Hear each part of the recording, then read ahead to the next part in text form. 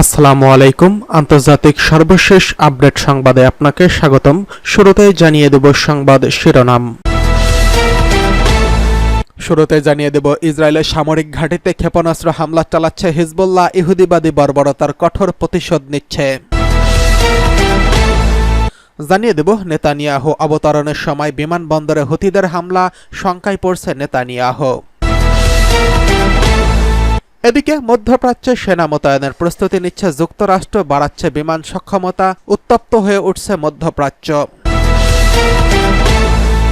জানিয়ে দেব সিরিয়ায় অজ্ঞাত বাহিনীর বিমান হামলায় ইরানপন্থী 12 যোদ্ধা নিহত। সর্বশেষ জানিয়ে দেব ইসরায়েলকে এবার কঠোর হুঁশিয়ারি করছে ইরান, নতুন কৌশল অবলম্বন। এতক্ষণ শুনছিলেন সংবাদ শিরোনাম, এবারে বিস্তারিত। ইসরায়েলের সামরিক ঘাঁটিতে ক্ষেপণাস্ত্র হামলা চালালো হিজবুল্লাহ, ইহুদিবাদের বর্বরতার কঠোর প্রতিশোধ। লেবাননে ইসলামী প্রতিরোধ আন্দোলন হিজবুল্লাহ বলছে তারা ইসরায়েলের উত্তরাঞ্চলের একটি সামরিক ঘাঁটিতে ফাদি-1 দিয়ে ক্ষেপণাস্ত্র হামলা চালিয়েছে। আজ সকালে এক বিবৃতিতে বলছেন ওফেক সামরিক ঘাঁটি লক্ষ্য করে ক্ষেপণাস্ত্রগুলো ছোড়া হয়েছে।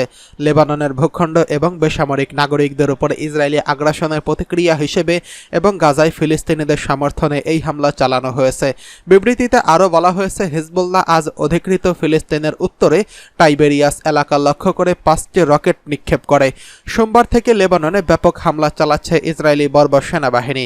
এরপর থেকে হিজবুল্লাহ ইসরায়েলের উত্তরাঞ্চলে এবং অধিকৃত গোলান মালভূমিতে ইসরায়েলি সামরিক অবস্থান এবং অবৈধ ইহুদি বসতিগুলো লক্ষ্য করে ক্ষেপণাস্ত্র হামলা এবং ড্রোন হামলা চালিয়ে কঠোর জবাব দিয়ে আসছে।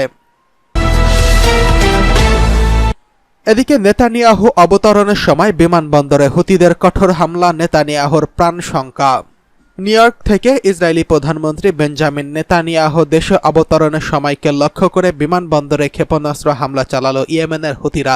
তেল আবিবে বেন গুরিয়ান বিমানবন্দর লক্ষ্য করে এই বিমান হামলা চালিয়েছে তারা। এক বিবৃতিতে হুতিদের সামরিক মুখপাত্র ইয়াহিয়া সারি এই দাবি করেছেন।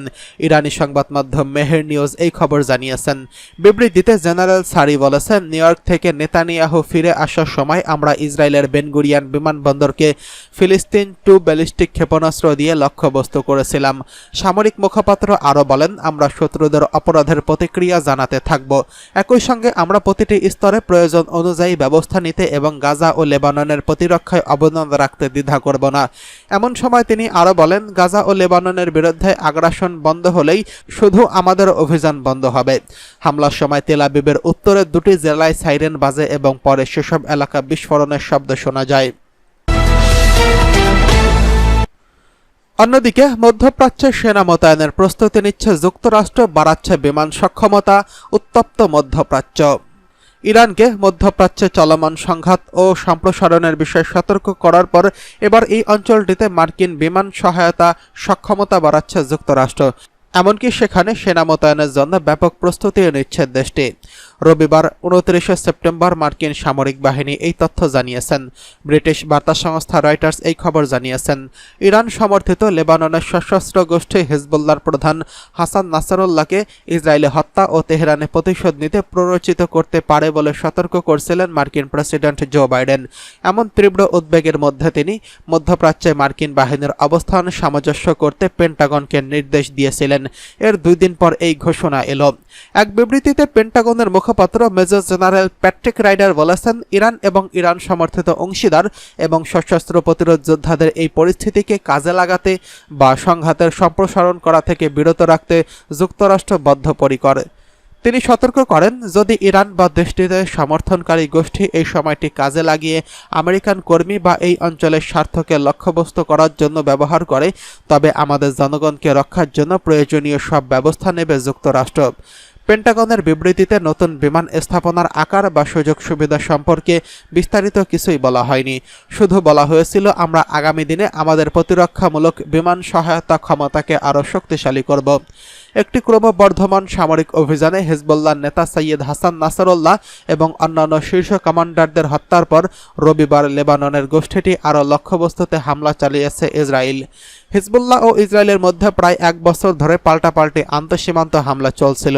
তবে সীমান্তে এই সংঘাতে এবার সবচেয়ে তীব্র আকার ধারণ করছে। এতে সবচেয়ে বেশি ক্ষতির সম্মুখীন হয়েছে হিজবুল্লাহ। গোষ্ঠীটি তাদের প্রধান নেতাসহ অধিকাংশ নেতৃত্বকে হারিয়েছে, যা হিজবুল্লাহ নিরাপত্তার ফাঁকফোকরের প্রকাশ হয়েছে। তবে একই সঙ্গে এটি মধ্যপ্রাচ্যের সংঘাত নিয়ন্ত্রণ এবং মার্কিন কর্মীদের সুরক্ষায় ওয়াশিংটনের প্রকাশ্যে ঘোষিত লক্ষ্য নিয়ে প্রশ্ন তুলছে। হোয়াইট হাউসের জাতীয় নিরাপত্তার মুখপাত্র জন কির্বি রবিবার বলছেন, যুক্তরাষ্ট্র তার নেতৃত্বের শূন্যতা পূরণ করতে হিজবুল্লাহ কী করছে তা দেখছে।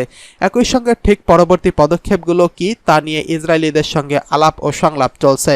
মার্কিন পররাষ্ট্র দপ্তর এখন লেবানন থেকে সরে যাওয়ার নির্দেশ দেয়নি, তবে গত সপ্তাহে মার্কিন কর্মকর্তারা রয়টার্সকে বলেছিলেন, লেবানন থেকে আমেরিকানদের সরিয়ে নেওয়া এবং এই পরিস্থিতির জন্য সামরিক বাহিনীকে প্রস্তুত করার সহায়তা করতে সাইপ্রাসে কয়েক ডজন অতিরিক্ত সেনা পাঠাচ্ছে পেন্টাগন। পেন্টাগন জানিয়েছে, প্রয়োজনে সামরিক মার্কিন বাহিনী মোতায়েন করতে ব্যাপকভাবে প্রস্তুত করা হচ্ছে। এক বিবৃতিতে পেন্টাগনের মুখপাত্র বলছেন, অস্টিন অতিরিক্ত মার্কিন বাহিনী মোতায়েনের জন্য ব্যাপক প্রস্তুতি নিচ্ছেন। বিভিন্ন অপ্রীতিকর পরিস্থিতি সাড়া দিতে আমরা প্রস্তুত এবং প্রস্তুতি বাড়িয়েছি। সিরিয়ায় অজ্ঞাত বাহিনীর হামলায় ইরানপন্থী 12 যোদ্ধা নিহত। সিরিয়ার পূর্বাঞ্চলে বিমান হামলায় 12 জন ইরানপন্থী যোদ্ধা নিহত হয়েছেন, আহত হয়েছেন আরও অনেকেই। তবে কারা এই হামলা চালিয়েছে তা এখনও অজানা রয়েছে। রোববার 29 সেপ্টেম্বর এসব তথ্য জানিয়েছে পর্যবেক্ষক সংস্থা Syrian observatory for human rights. সংস্থাটি বলছে, অজ্ঞাত উৎস থেকে সিরিয়ার দেইর এজ-জোর শহর এবং এর পূর্বাঞ্চল এবং ইরাকের সীমান্তবর্তী বোকামাল শহরের সামরিক অবস্থানগুলোতে বিমান হামলা চালানো হয়। এতে 12 জন ইরানপন্থী যোদ্ধা নিহত হয়েছেন। দেইর এজ-জোর বিমানবন্দরের কাছেও 5টি সামরিক অবস্থানে হামলা চালানো হয়েছে, তবে এখন পর্যন্ত কেউ এসব হামলার দায় স্বীকার করেনি বলে জানিয়েছে পর্যবেক্ষক সংস্থাটি। এদিকে 2011 সালে সিরিয়ায় গৃহযুদ্ধ শুরুর পর থেকে দেশটিতে সামরিক সহায়তা দিয়ে আসছে ইরান।